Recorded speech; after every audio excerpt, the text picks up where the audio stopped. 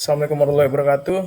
Saya Muhammad Taufik Gibran dengan NPM 230625064. Di sini saya akan mempresentasikan tentang geomorfologi bentang alam pesisir. Berikut adalah terminologi pesisir dan pantai. Nah, terminologi ini tuh memberikan pemahaman tentang berbagai aspek dari wilayah pesisir dan pantai, termasuk batasannya, karakteristiknya, dan proses pembentukannya. Nah, yang pertama itu ada shore atau pesisir. Nah, di shore ini ada shoreline, yaitu garis daratan, tempat daratan bertemu dengan air, tempat bagian yang terkena pasang surut dan yang tidak terkena pasang surut. Itu di daerah sini. Nah, terus ada foreshore, yaitu bagian dari pantai yang terletak di antara batas air pasang tertinggi dan terendah. Ini terendam air saat pasang dan terbuka saat surut. Terus ada backshore. Backshore ini daerah di atas garis pasang tertinggi, biasanya ditandai dengan adanya dune, pasir atau tebing, terlihat di daerah koas ya. Nah, terus yang kedua ada di koas atau pantai. Nah, koas lain ini garis tepi daratan yang berbatasan dengan laut atau samudera, meliputi lebih dari sekedar tepi pesisir.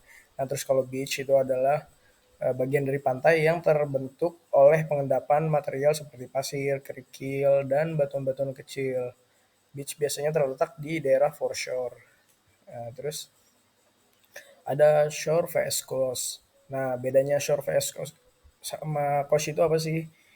Nah, shore itu merujuk pada daratan, area daratan yang langsung bertemu dengan air seperti tepi pantai atau sungai. Ini biasanya titik pertemuan antara daratan dan air yang juga dapat disebut sebagai tepi, ya, tepi pantai gitu. Nah, terus kalau coast itu ada mencakup area yang lebih luas daripada shore. Ini meliputi wilayah dari titik terjauh shore hingga ke area yang dipengaruhi oleh ombak laut, seperti pantai, tebing, dan dataran rendah yang berdekatan dengan laut.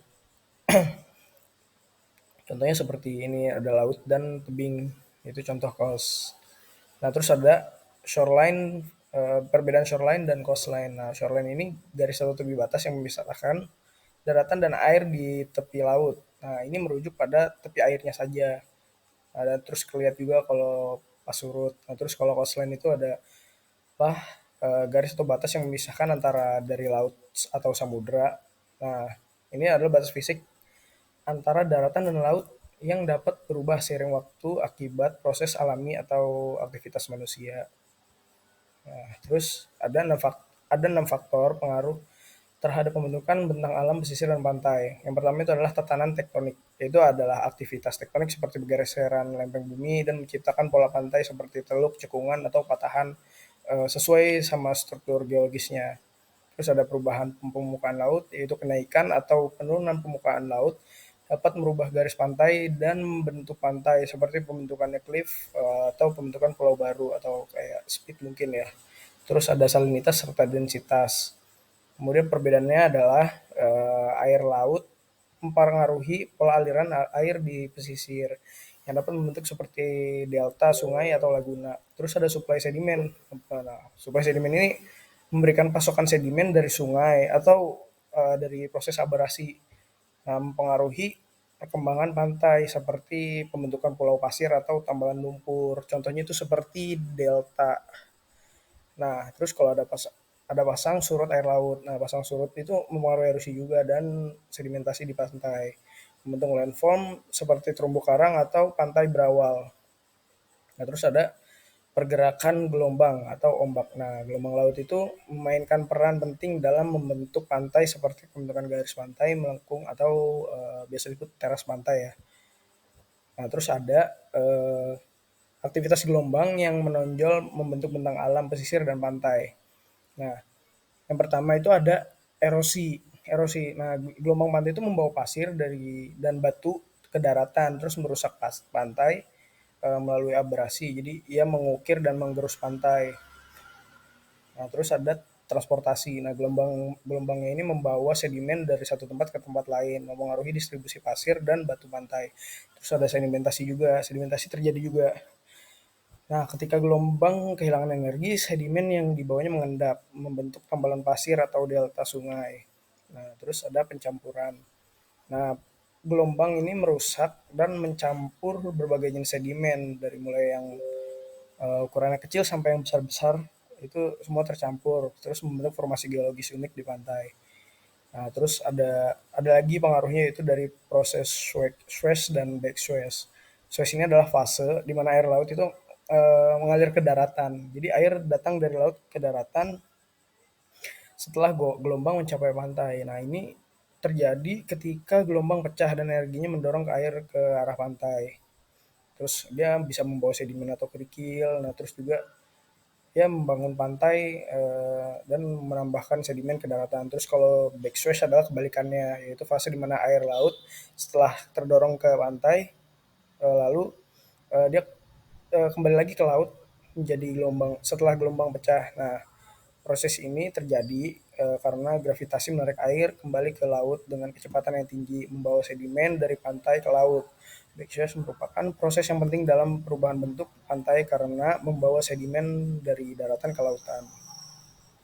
Nah, terus ada jenis erosional dan depositional coastal landforms. Nah, depositional coastal landforms itu ada apa aja sih? Nah, itu ada 5, yaitu ada beach, pit, bar, tombolo, dan delta.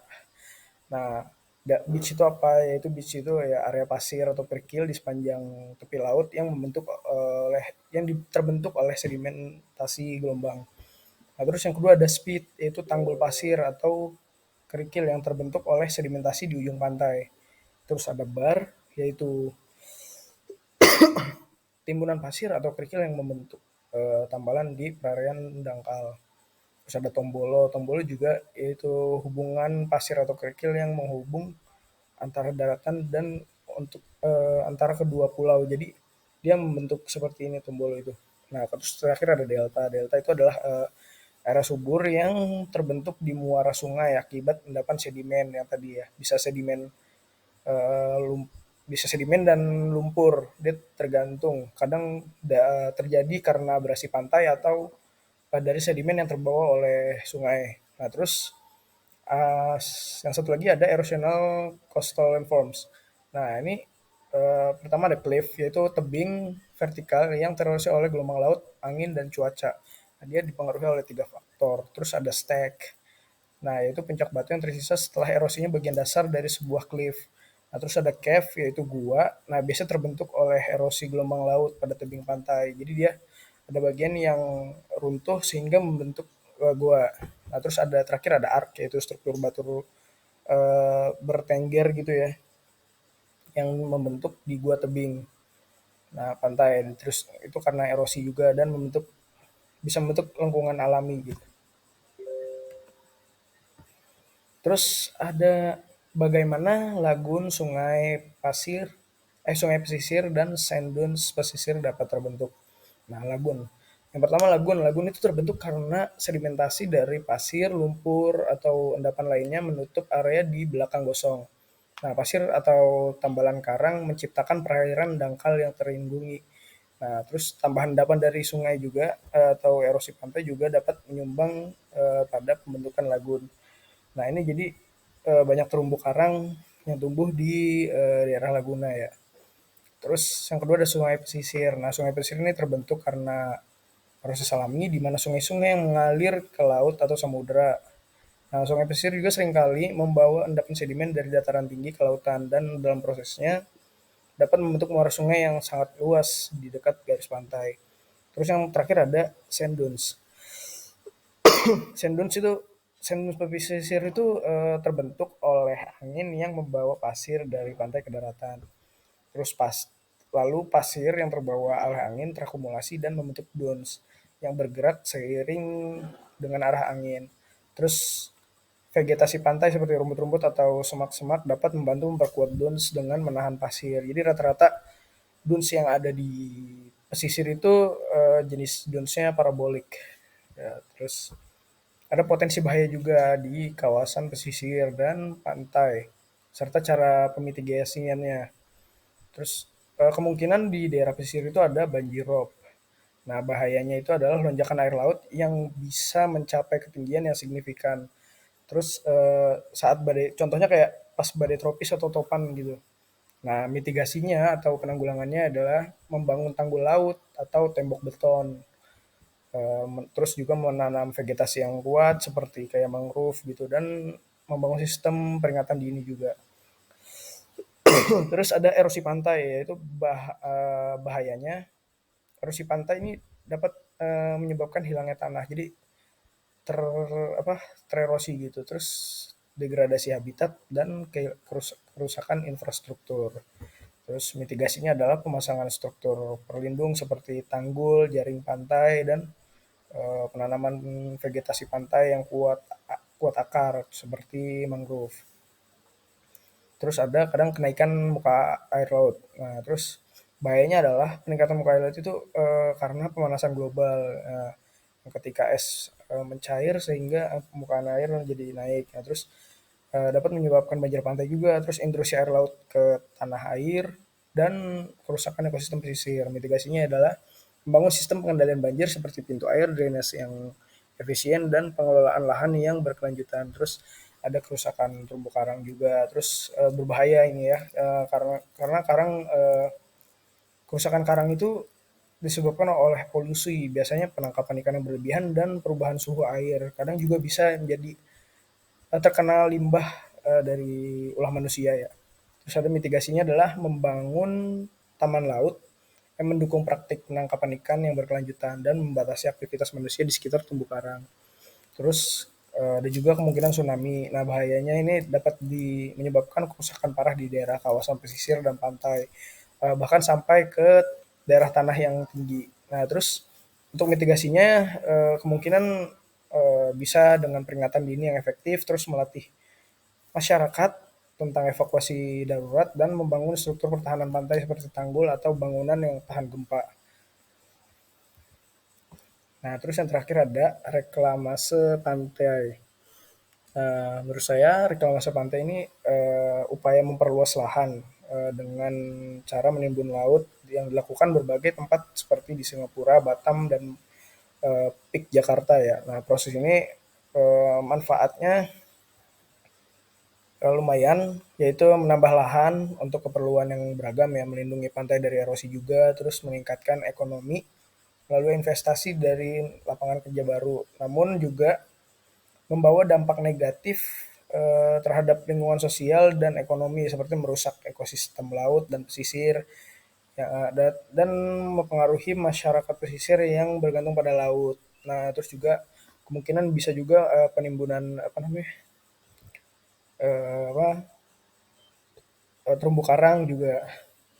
Nah, terus oleh karena itu perlu perencanaan yang cermat dengan mempertimbangkan kajian AMDAL, partisipasi masyarakat, dan aspek keberlanjutan. Dengan demikian reklamasi pantai dapat memberikan manfaat tanpa mengorbankan lingkungan dan masyarakat sekitar. Nah, ini ada dari apa daftar pustakanya. Ya, sekian. Terima kasih.